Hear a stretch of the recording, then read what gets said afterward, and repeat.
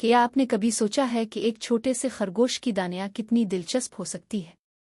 आज हम मिलेंगे नन्हे खरगोश मन्नो से, जो सबसे ज्यादा तजस्सुस रखने वाला खरगोश था।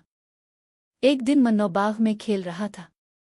अचानक एक छोटा सा तितली उसके सामने अलिफाड़ आया। तितली ने रंगीन पर फड़फड़ाए और कहा, मन्नो, क्या तुम मेरे साथ जंगल की सैर चलना चाहोगे? मन्नो खुश हो गया और फौरन इजाजत लेकर तितली के पीछे चल पड़ा। जंगल में दोनों दोस्त तितली और मन्नो नए नए फूल देखते, परिंदों की चहचहाहट सुनते और कबूतर को दरख्तों पर उड़ते हुए देखते। मन्नो हैरान था कि दुनिया कितनी खूबसूरत और गहराइयां लिए हुए है। रास्ता में मन्नो ने देखा कि एक छोटा सा चींटी अपने घर की तरफ बीज ले जा रही है। मन्नो ने इसे रोककर पूछा, तुम इतनी मेहनत क्यों करती हो?